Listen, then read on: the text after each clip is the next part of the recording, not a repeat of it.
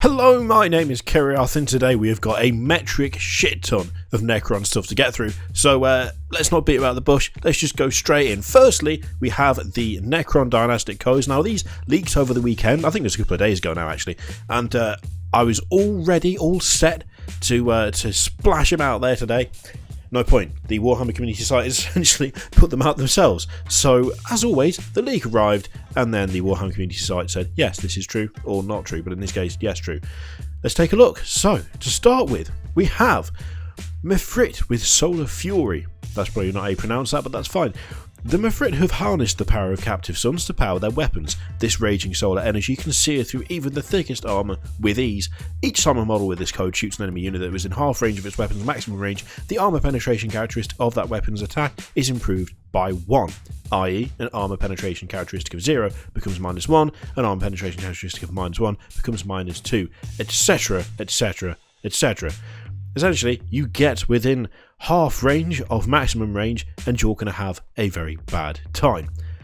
Nice, simple, easy to remember. Yeah, not bad, I quite like it. Okay, we also have Sautek, again, probably not how you pronounce that, Relentless Advance. Nothing can halt the inexorable march of this Sautek. These disdainful conquerors will stop at nothing to retake their ancient domain, obliterating any who dare defy them in a storm of death and destruction. If a unit with this code advances, it treats all ranged weapons it is equipped with as assault weapons until the end of the turn. E.g., Rapid Fire 1 weapon is treated as assault 1 weapon, and a Heavy D6 weapon is treated as an assault D6 weapon. In addition, unless it has advanced this turn, a unit with this code does not suffer the penalty to hit rolls for moving and firing a heavy weapon.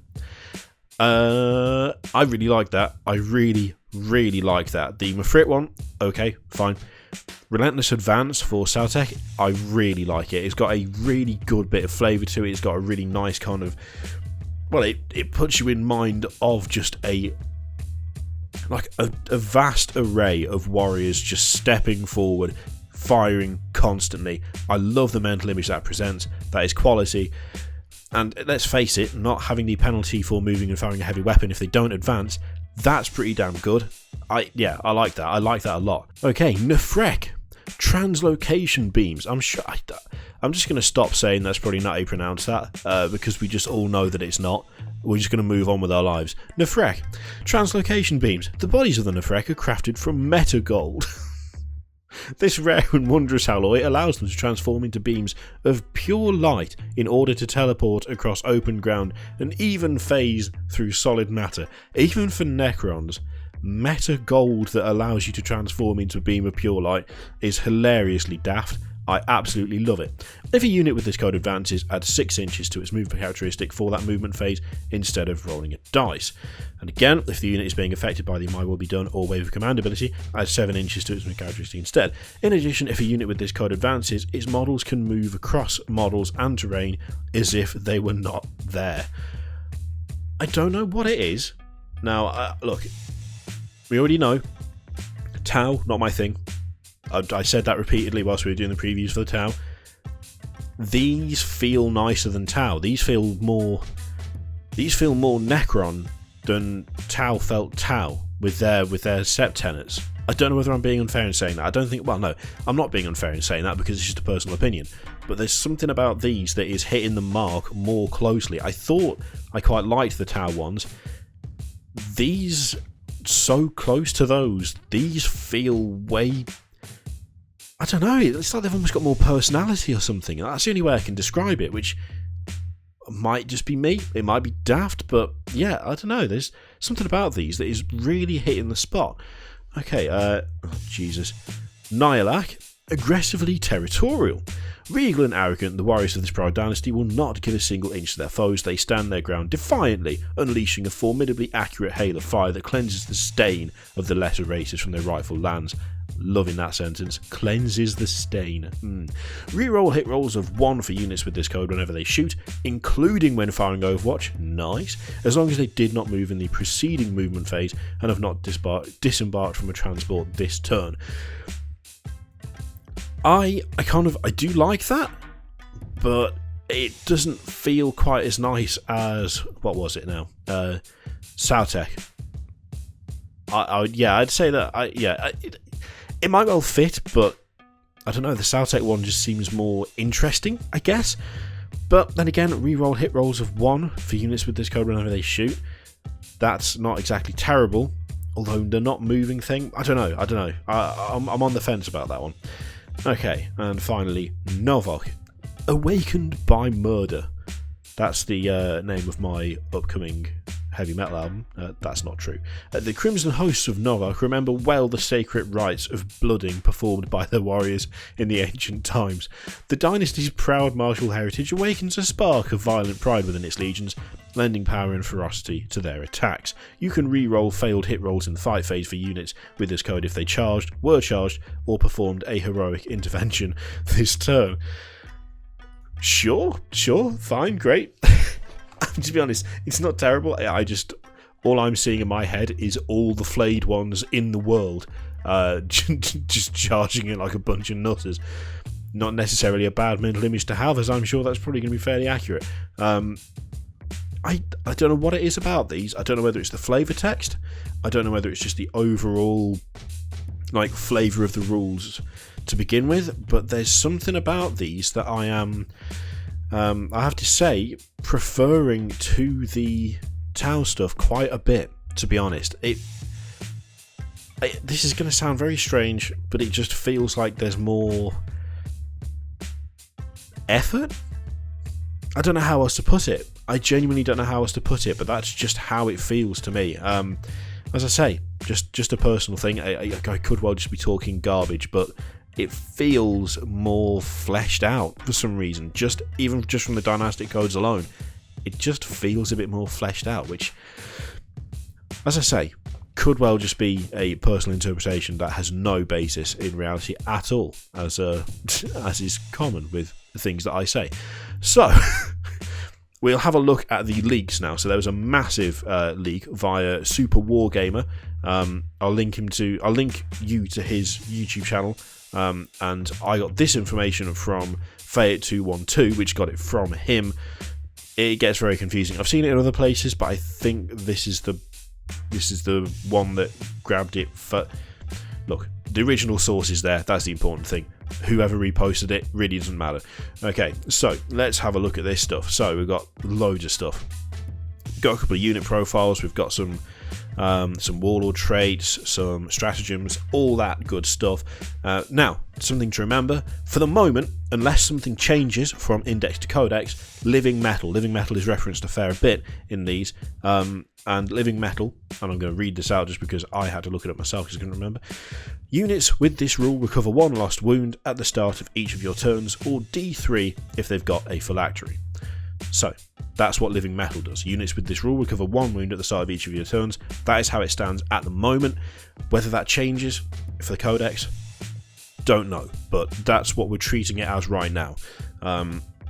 It could be different, but it might not be. So it's better to have that in mind than just be going, oh, Living Metal, and then having no frame of reference for what that either is or could possibly do. So, let's have a gander at this. We'll start off with the first thing on the list. And remember, this is from Fayette212, which got it from Super Wargamer. Imhotep the Stormlord, which is still a hilarious name. I love it. Imhotep is so daft, but again, quality.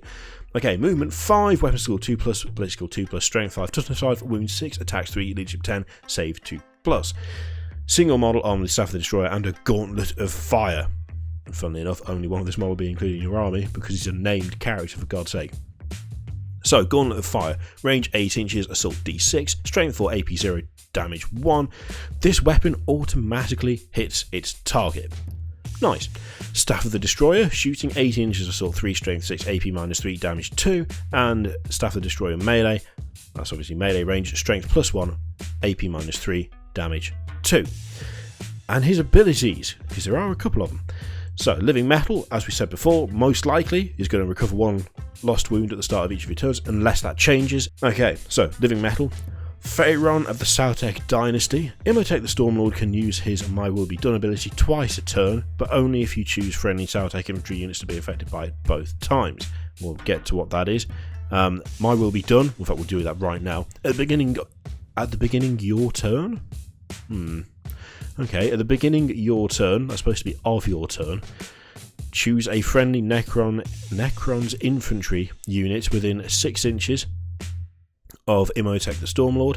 Add 1 to advance, charge and hit rolls for that unit until the beginning of your next turn. A unit can only be chosen to target this ability once each turn. Worth pointing out, because that typo at the beginning of your turn has reminded me, only the first part, the stuff from the Warhammer Community site, is 100% legit and shown to be legit because it has been put out by official Games Workshop sources. This stuff is leaks. This stuff is leaks. It's leaks. It might not be true. It could be bollocks. It's leaks. Remember that, okay? I should have mentioned that before we got into this bit, but you know now. So, just you know, keep it in mind. And we'll go back over that just one more time. Mine will be done at the beginning of your turn. Choose a friendly Necron's infantry unit within 6 inches of Imhotep the Stormlord. Add 1 to advance, charge and hit rolls for that unit until the beginning of your next turn. A unit can only be chosen to the target of this ability 1 in each turn. Not bad, I like it. Lord of the Storm. Once per battle in your shooting phase, Imhotep can call the storm. Pick an enemy unit within 48 inches of Imhotep other than a character and roll a d6. On a 2+, that unit suffers that many mortal wounds. Then roll a d6 for each enemy unit within 6 inches of that unit. On a 6, the unit being rolled for suffers d3 mortal wounds. I quite like that. It's very random, and it could just knock 2 people out, or it could knock 6 people out and then more. But I quite like that in sort of flavour terms. I feel like, though, Imhotep can call the storm. I feel like that should have some sort of a proper name or capitalisation somewhere. I don't know. Maybe I'm having noticed the typo there, and maybe I'm being extra nitpicky.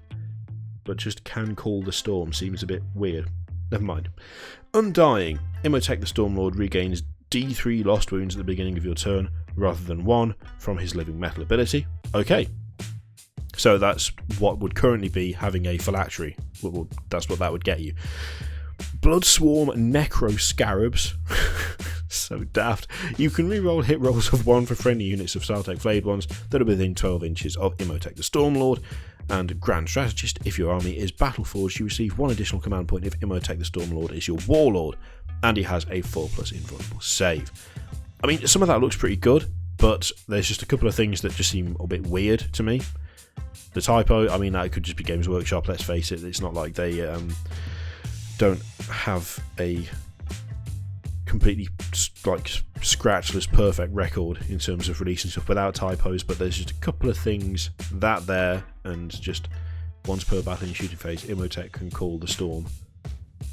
Seems a little bit off, but I don't know why. I could just be talking shite. Remember that. This could be nonsense. I could also be talking nonsense. It could be either. It's a real gamble with this stuff. Okay. Transcendent Satan. And I'm going to keep saying Satan until someone says that it's Catan. Because I used to say Catan when I played Necrons back in the day, back when I fielded the actual Nightbringer, not just a shard of the Nightbringer, which was hilariously stupid because it was a god. The fuck was it doing on a battlefield? But then I got corrected into Satan, so we'll stick with that.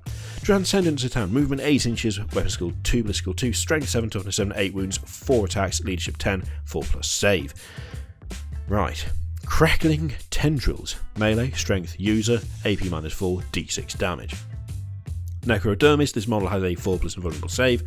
Powers of the Satan, this model knows 2 powers of the Satan. It can use 1 of its powers at the end of each of its movement phases. Okay.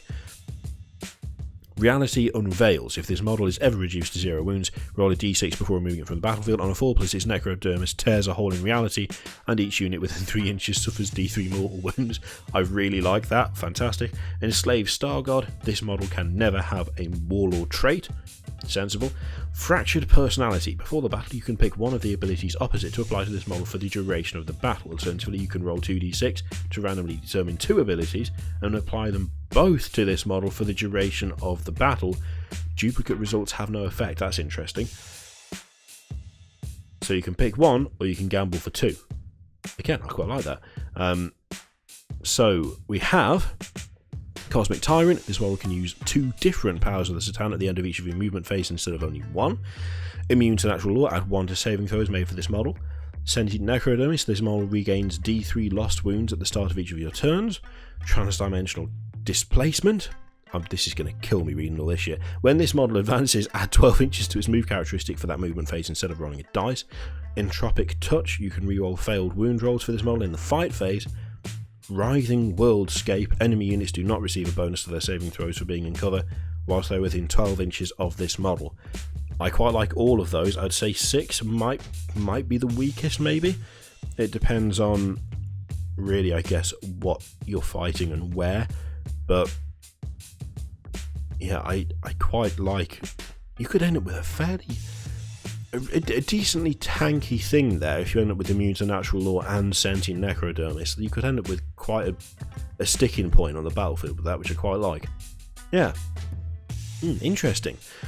Okay. We also have a weapon, model with War Scythe or Void Scythe only. Void Reaper replaces the bearer's War Scythe or Void Scythe and has the following profile. Void Reaper, melee, strength, star, AP -4, D3. Abilities, this weapon wounds on a 2+, unless it is targeting a vehicle unit, in which case it has a strength of 7. Oh, cool. Okay, I like that. Nice. Okay, let's have a look at some stratagems then.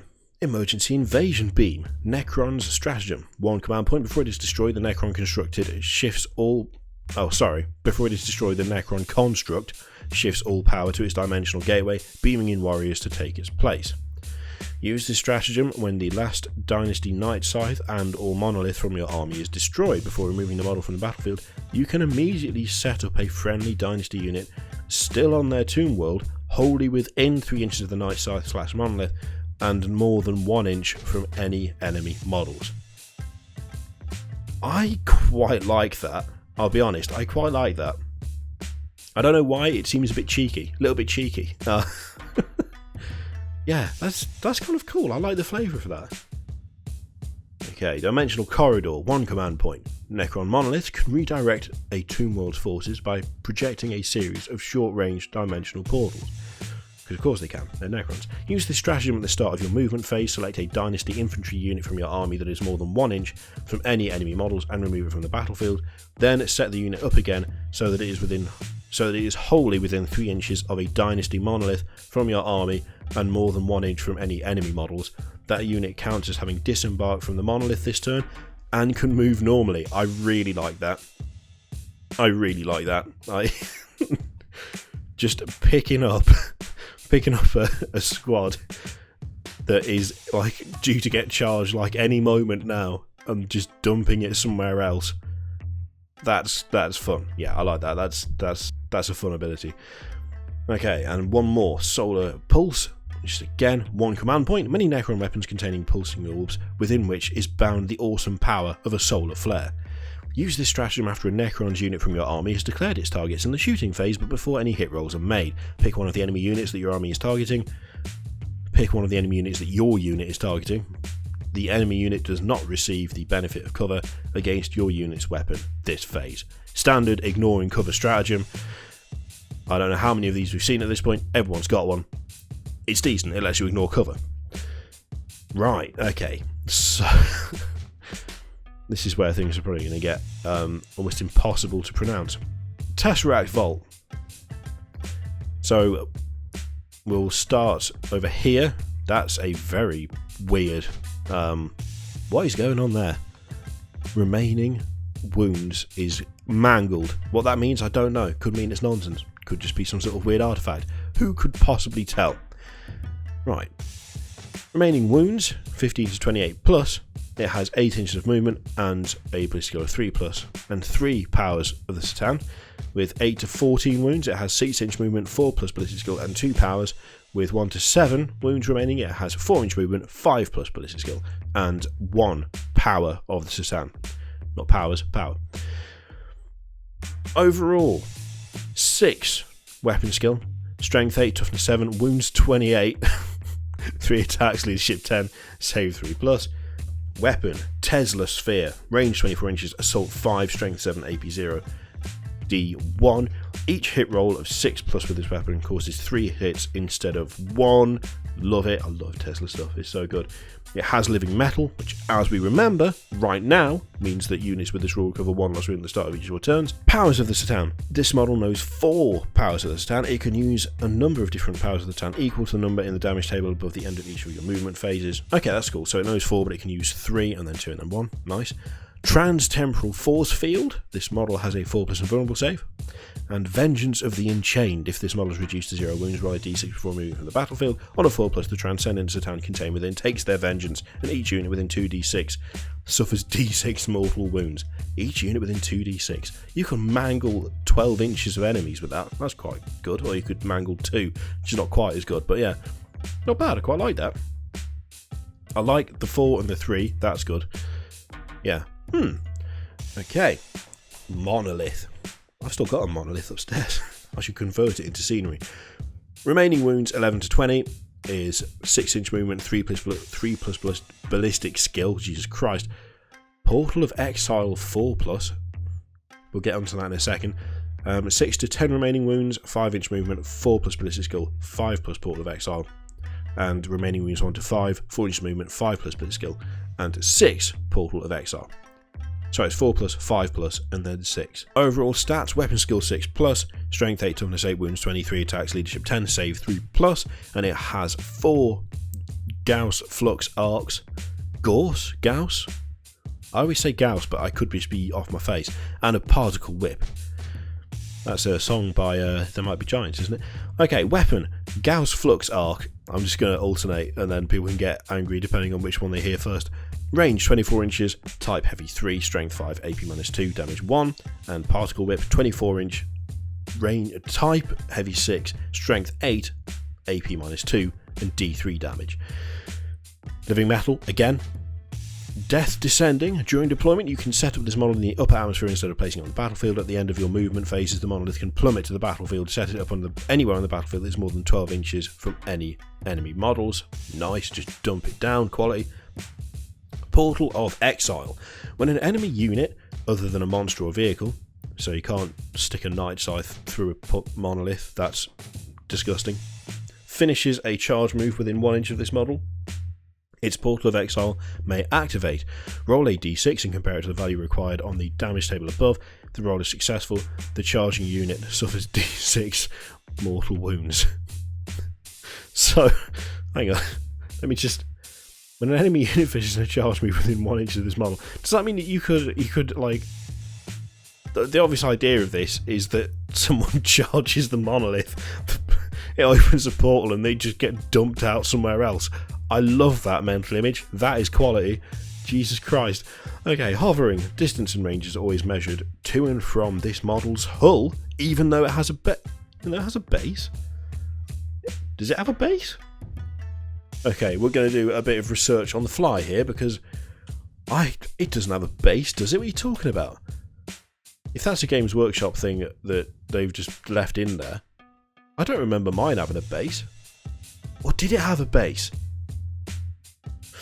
I think mine did have a base, you know. Thinking about it, I think it had a base, but I think it was like a garbage 60mm base or something. It was really shit.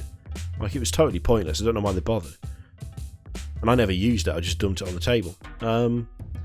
But funnily enough, I can't see any pictures of ones with a base unless someone's done a scenic base for it, so that might not even apply. But anyway, that was a complete tangent. There was no need to do that, but we did it anyway.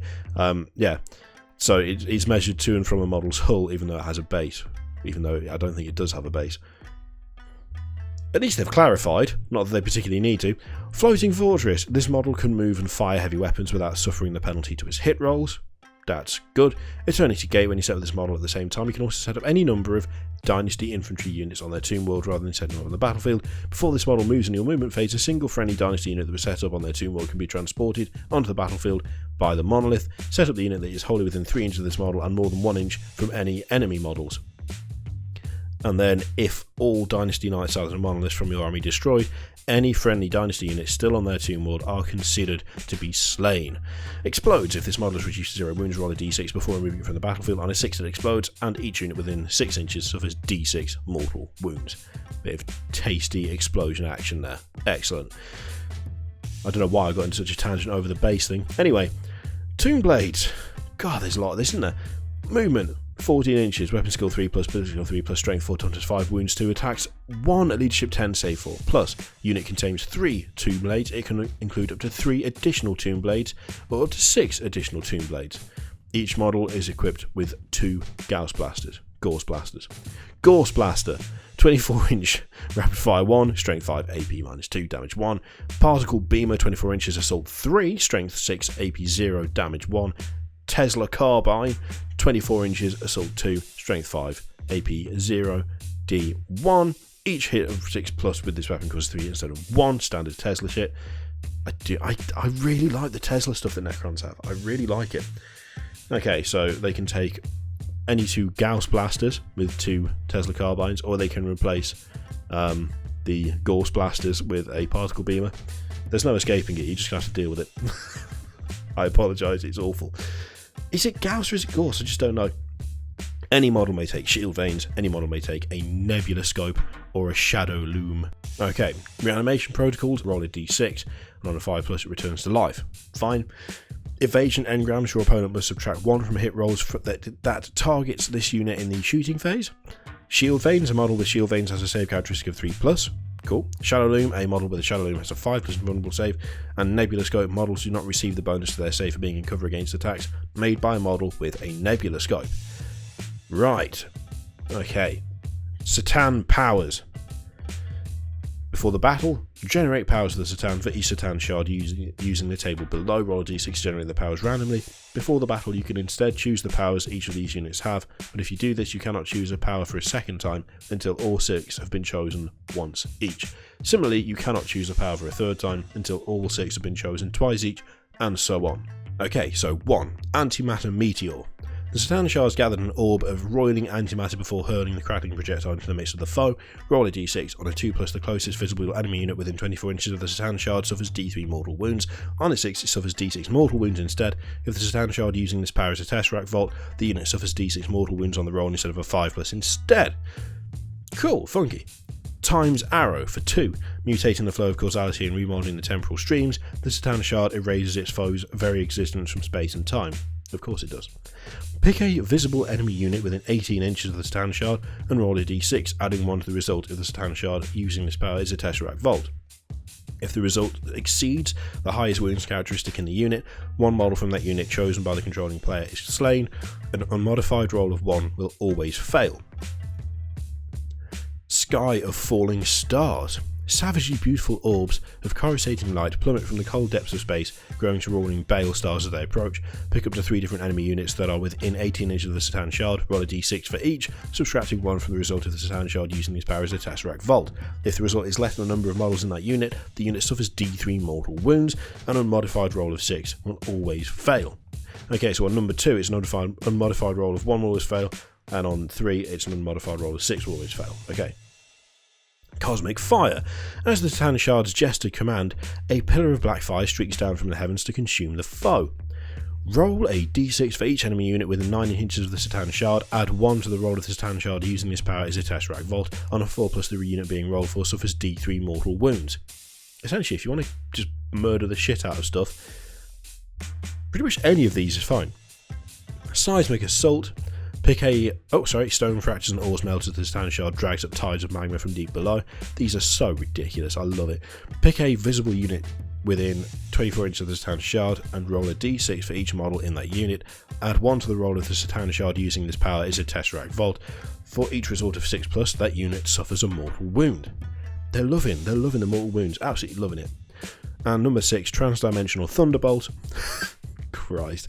The Satan shard projects a crackling bolt of energy from its outstretched palm, blasting its foe into oblivion. Pick a visible enemy unit within 24 inches of the Satan Shard and roll a d6. You can only pick a character if it has 10 or more wounds and or it is the closest enemy model to the Satan Shard. Add 1 to the result of the Satan Shard. Using this power is a Tesseract Vault. On a 4+, the chosen unit suffers d3 mortal wounds. Then roll a d6 for every other enemy unit that is within 3 inches of the chosen enemy unit. On a 4+, the unit being rolled for suffers a mortal wound. And breath. I'll be honest, I'm liking a lot of this stuff. I don't know what it is. I don't know why I'm getting the sensation, but it feels, if this leak stuff is true, which it could, it might not be. It could be, but equally it could not be. There just seems to be a better flavour to this Necron stuff. There seems to be something about it which is standing out to me more than the Tau stuff. Overall, some of the stuff is still familiar to me, even like years later, but it just feels more Necron than the Tau stuff felt Tau, and I don't know whether that's like personal bias coming into it because I used to have a Necron army. I don't know whether it's just that the flavour text is better, that the descriptions are better, or whether it's just because it's more over the top. Because the Necron stuff, let's face it, is kind of over the top. Even for 40k, some of it is a bit over the top. But it just has... It feels like it's had more work on it, and I don't know how else to put it, and I don't know if I'm being fair in saying that, but that's the impression that I'm getting as someone reading this stuff. I thought I was kind of like looking at the Tau stuff and going, oh yeah, this is pretty good. I'm now looking at the Necron stuff and getting properly excited about an army that I've had nothing to do with for many, many years. Yeah, it's just something about this that feels better. I don't know how else to put it, and it'd be interesting to see if I'm the only person who's thinking that, or whether that is something that you guys are thinking as well. Whether there is actually more of like an effort put into this particular codex than the previous one. Interesting. But yeah, I like quite a lot of the stuff in here. There's some copy-paste stuff that we've seen from every other army so far, which as always is kind of inevitable. It's impossible not to repeat stuff at this point without introducing stuff that might be completely out there or unbalanced or whatever. But as a whole, I like this stuff. I like these leaks, and I kind of hope that they turn out to be at least semi-accurate and nothing too drastic changes. I will be interested to see differences between reanimation protocols in the Index and Living Metal, and whether that changes anything. But yeah, I'm liking it. I'm liking this stuff so far. Be interesting to see what the Warhammer community site comes up with, whether they confirm this stuff or whether they just put out different stuff and ignore it. With something this relatively comprehensive, I'd be interested to see what they do. So yeah, that's the Necron leak stuff, along with the confirmed Dynastic codes. What do you think? Looking good? Looking bad? Excited? Not excited? Do you think this stuff is true? Or do you think it's just been made up? Be interested to hear what you think. So let me know in the comments below. In the meantime, thank you very much for watching. There's a bunch of stuff to click all over the screen, a couple of videos, Patreon, subscribe, all of that shit. Click if you like, don't click if you don't want to, and I will see you for the next video. Toodaloo.